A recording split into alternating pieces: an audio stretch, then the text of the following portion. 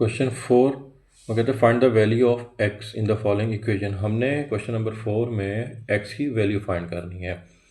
तो हमने 2.1 में एक लॉगरिथम की जनरल टर्म पढ़ी थी, वो थी लॉग बेस इधर एक्सपोनेंट इक्वल टू रिजल्ट हो तो बेस के पावर जो है वो रिजल्ट बन जाती हैं, और इक्वल टू के बाद जहाँ पहले रिजल्ट लिखा होता है तो अब वहाँ पे एक्सपोनेंट लिखते हैं। तो मतलब जनरल टर्म से अगर हम एक्सपोनेंट टर्म में कन्वर्ट करें तो बेस की पावर रिजल्ट बनता है और इक्वल टू एक्सपोनेंट लिखते हैं। फॉर एग्जांपल यहाँ पे अगर हमारे पास 5 होता और बेस 5 होती और एक्सपोनेंट हमारे पास 9 होता और रिज़ल्ट हमारे पास 10 या कुछ भी आता, तो जो रिज़ल्ट था उसको हम यहाँ लिखते और base 5 result 10 equal to exponent को हम इक्वल टू के राइट साइड पे पुट कर देते। तो ये जनरल टर्म से हमने एक्सपोनेंट फॉर्म में लिखने का एक तरीका है। तो क्वेश्चन नंबर 4 अब हम स्टार्ट करते हैं। उसमें है log 2 plus log x equal to 1। हमने तो x की वैल्यू फाइंड करनी है, और log की प्रॉपर्टी है कि प्लस जो है वो कन्वर्ट होता है मल्टीप्लिकेशन में। प्लस को किस में कन्वर्ट करते हैं? मल्टीप्लिकेशन के अंदर। अच्छा, अभी जब सिंगल लॉग में इसको लिखेंगे मतलब लॉग, तो ब्रैकेट में ये 2 प्लस कन्वर्ट हो गया मल्टीप्लाई में और x तो इक्वल टू 1। अब हम लिखेंगे log 2 को x से मल्टीप्लाई करेंगे तो ये बनेगा 2x इज इक्वल टू 1। अच्छा, अब log की अगर इधर कोई बेस ना लिखी हुई हो तो वहाँ बेस 10 होती है। तो हमारे पास अब ये एक जनरल टर्म से एक्सपोनेंट फॉर्म में हम कन्वर्ट करेंगे। तो जनरल टर्म क्या थी? वो थी log base power exponent equal to result. तो वो क्या बन जाता था? बेस की power result equal to exponent. तो मतलब बेस की power result equal to exponent. Base हमारे पास 10 है और बेस की power result equal to exponent. तो ये बेस, ये रिजल्ट और ये एक्सपोनेंट, तो 10 power result equal to exponent. तो हमने तो x फाइंड करना है, 2x से मल्टीप्लाई हो रहा है तो 10 के साथ जाके वो डिवाइड हो जाएगा। तो x को जब 10/2 से डिवाइड करेंगे तो x का आंसर आ जाएगा x इज इक्वल टू 5। अच्छा, part 2 log base 2 x plus log 2 8 equal to 5। तो ये दोनों प्लस हो रहे हैं। जब हम इसको सिंगल लॉग में कन्वर्ट करेंगे तो ये प्लस कन्वर्ट हो जाएगा मल्टीप्लाई में। तो हम लिखेंगे x multiply by 8 is equal to 5। तो ये हो गया, 8 को जब x से मल्टीप्लाई किया तो ये बनेगा 8x लॉग, और इस बार बेस उसने दी हुई है 2 इज इक्वल टू 5। और जनरल टर्म क्या थी? तो अगर log base exponent equal to result हो तो बेस की पावर रिजल्ट बनती है। तो बेस हमारे पास 2 है और रिजल्ट हमारे पास 5 है, इक्वल टू के राइट साइड पे रिजल्ट होता है। तो बेस पावर रिजल्ट मतलब 2 raise to power 5 is equal to exponent. Exponent हमारे पास 8x है। तो 2 की पावर 5, 2 रेज टू पावर 5 मतलब 2 को 5 टाइम लिख के मल्टीप्लाई करना है। तो 2 multiply by 2 multiply by 2 multiply by 2 and 2, 2 2 ज़ा 4, 4 2 ज़ा 8, 8 2 ज़ा 16, 16 2 ज़ा 32। तो 2 को 5 टाइम लिख के मल्टीप्लाई करेंगे तो बनेगा 32 is equal to 8 of x। तो 8x से मल्टीप्लाई हो रहा है, लेफ्ट साइड पे जाके वो डिवाइड हो जाएगा। तो लिखेंगे 32 is divided by 8 equal to x। तो 8 को अब कटिंग हो रही है, 8 1 ज़ा 8, 8 5 ज़ा 32। तो 5 इज इक्वल टू x, मतलब x का आंसर क्या आ गया है? 5। पार्ट 2 भी सॉल्व हो गया। पार्ट 3 को देखते हैं। पार्ट 3 उसने कहा है 81 power x is equal to 243 power x plus 2। इस पूरे क्वेश्चन के अंदर लॉग है ही नहीं। तो 243 के जब हम फैक्टर बनाएंगे इस तरह 243 के जब हम फैक्टर लेंगे तो 3 को 5 टाइम लिख के अगर मल्टीप्लाई करें तो 243 आता है, मतलब 3 को 5 टाइम लिख के मल्टीप्लाई करें तो 243 बनता है, और इसकी पावर है x प्लस 2। 81, 81 मतलब 3 को अगर हम 4 टाइम लिख के मल्टीप्लाई करें तो 81 बनेगा। कैसे 81 की इस तरह फैक्टर बना के देख लें। 3 27 ज़ा 81 एंड 3 9 ज़ा 27, 3 ज़ा 9, 3 1 ज़ा 3, तो 3 4 टाइम आया, 3 रेज टू पावर 4x।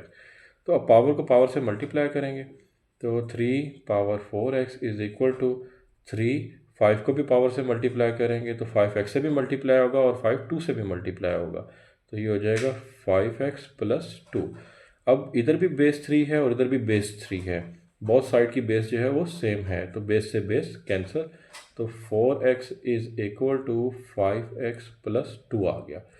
तो हमने x फाइंड करना है, तो 5x बड़ा है हमारे पास, तो 4x को राइट साइड पे लेके आएंगे तो यहाँ के वो माइनस का 4x हो जाएगा, 2 को लेफ्ट पे लेके जाएंगे माइनस का 2। ये ज़रूरी नहीं है कि 4x को राइट पे लेके आए, हम 5x को भी लेफ्ट पे लेके जा सकते हैं, आंसर सेम ही आएगा।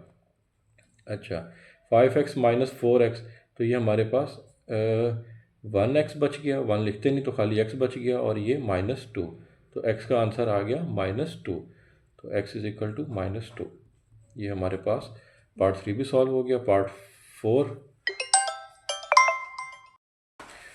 4 1/27 raise to power x minus 6 is equal to 27।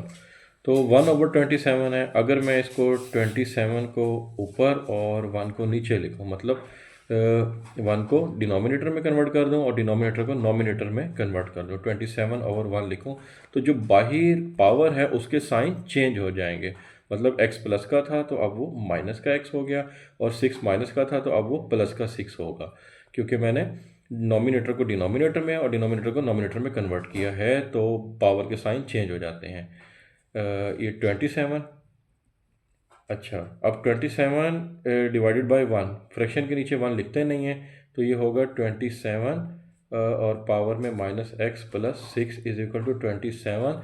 इसकी पावर कुछ नहीं है तो पावर 1 होगी।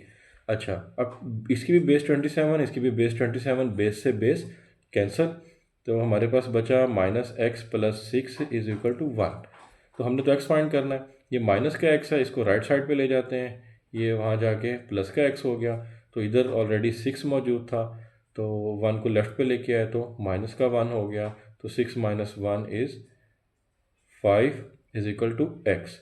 ज़रूरी नहीं है हम x को उधर लेके जाएं, हम 6 को भी उधर लेके जा सकते हैं, तब भी आंसर यही आएगा। करके देख लेते हैं।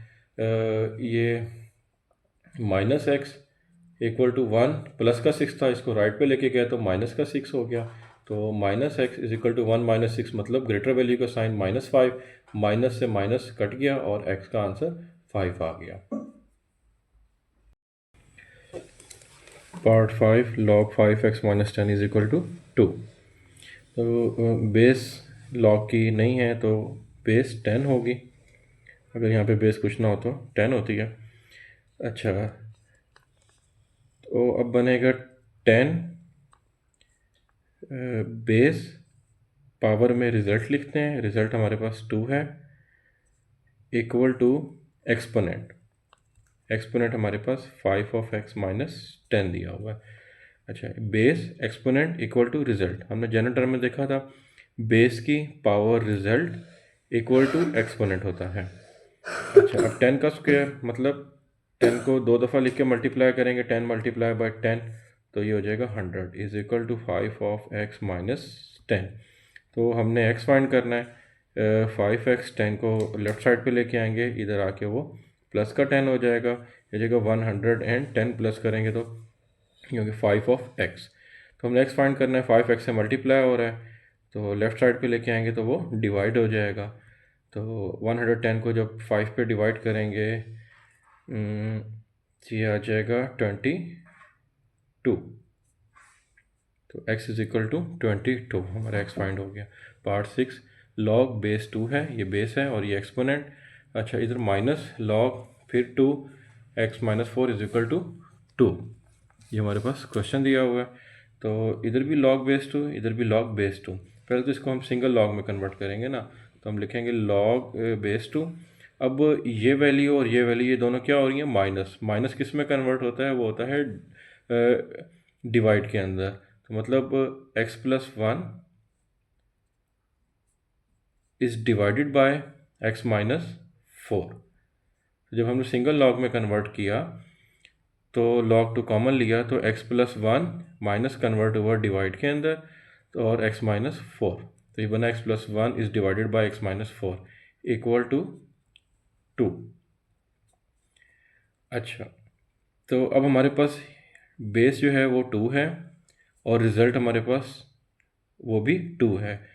तो जनरल टर्म के अकॉर्डिंग ये बेस टू और result equal to exponent. Exponent हमारे पास ये सब वैल्यू एक्सपोनेंट की ही है, x plus one over x minus four ये पूरा एक्सपोनेंट है, और इक्वल टू के राइट साइड पे हम एक्सपोनेंट ही लिखते हैं। तो ये हो जाएगा x plus one over x minus four. अब ये टू का स्क्वायर मतलब टू को टू टाइम लिख के मल्टीप्लाई करेंगे, two multiply by two four हो गया, is equal to x plus one is divided by x minus four. तो हमने एक्स फाइंड करना है। फोर के फ्रैक्शन डिनोमिनेटर में कोई वैल्यू नहीं है तो वहाँ वन होगा, क्रॉस मल्टीप्लाई करेंगे। अगर बहुत साइड पे वैल्यू फ्रैक्शन में और बीच में इक्वल टू हो तो क्रॉस मल्टीप्लाई करते हैं। तो फोर को मल्टीप्लाई करना है हमने एक्स माइनस फोर से, फोर को एक्स माइनस फोर से इक्वल टू वन को मल्टीप्लाई करना है एक्स प्लस वन से, एक्स प्लस वन से।